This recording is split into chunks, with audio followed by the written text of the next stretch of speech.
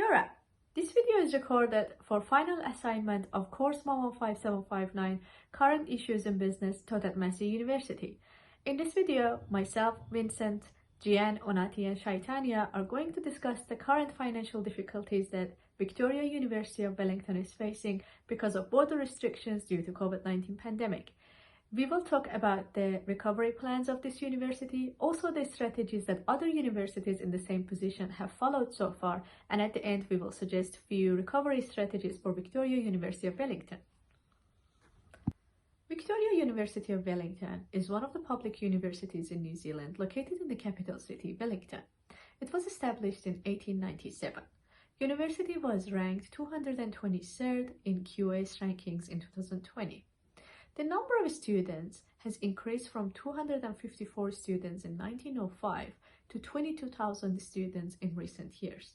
Out of these 22,000 students, about 3,600 students are international students, which is about 20% of all of the students studying in that university. COVID-19 pandemic has caused a huge disruption to education sector in New Zealand. Victoria University of Wellington is one of the affected universities. The university is forecasting about $30 million of loss in 2021. To recover from this loss and as a recovery plan, university is suggesting cost-cutting strategies such as staff redundancies, staff pay cut, and also restricting the fixed-term contracts such as tutors, which usually are the senior level students.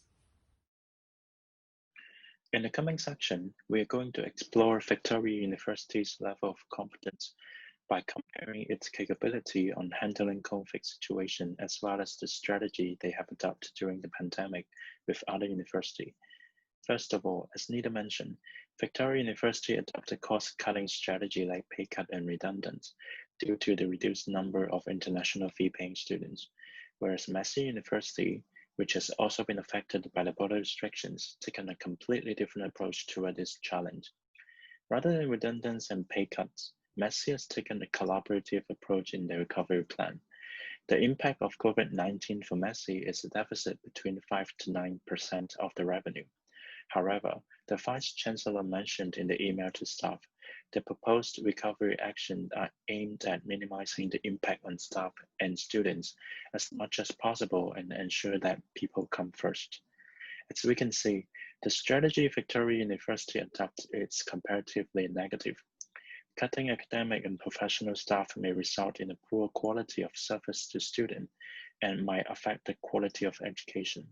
This may damage the reputation of the university and affect its international ranking in the long run.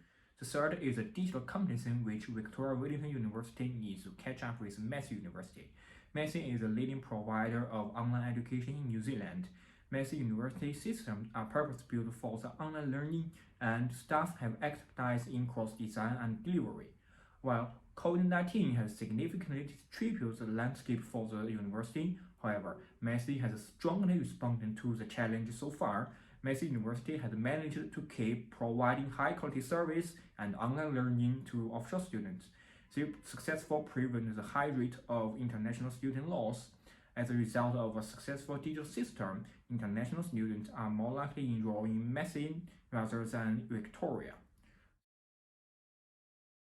Cost-cutting measures should be a careful review of other expenditure costs. While considering your people and public reputation, possible areas of saving includes the use of consultants and market expenses. However, the reduction of academic staff and cost is not related directly to the generation of revenue. Collaborations with local international institutions, merger, co-petitions, and strategic alliance. There are a number of colleges and institutions suffering due to the declining students' enrollment and revenue.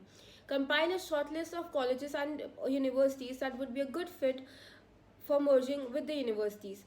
Based on various criteria, Victoria University should determine potential partners while considering the benefits and liabilities. The Victoria University of Wellington should merge for teaching hybrid online plus offline courses, also for the negotiation which includes offering dual degree. Working with the partners internationally to connect classrooms and curricula is a new and a creative way impacting numerous students.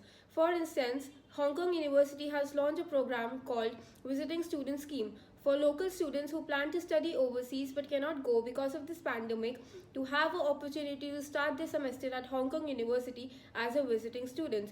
This opportunity will help the university to grow its revenue.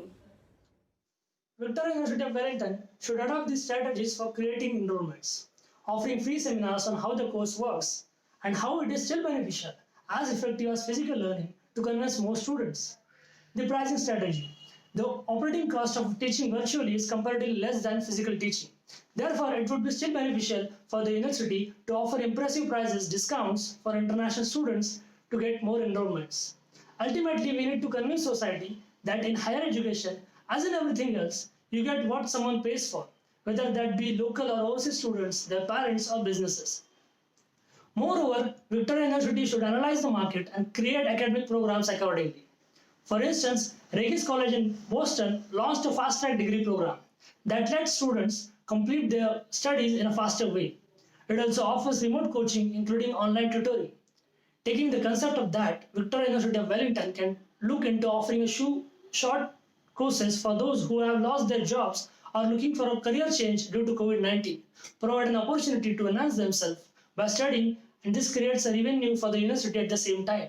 Lastly, we suggest Victoria University of Wellington should develop an effective learning model, flipped classroom model, competency-based learning, moving over to use a variety of different technological tools to reach course objectives, encouraging student access to resources and professionals. This will enhance the quality of education and will add the value to the business for longer term.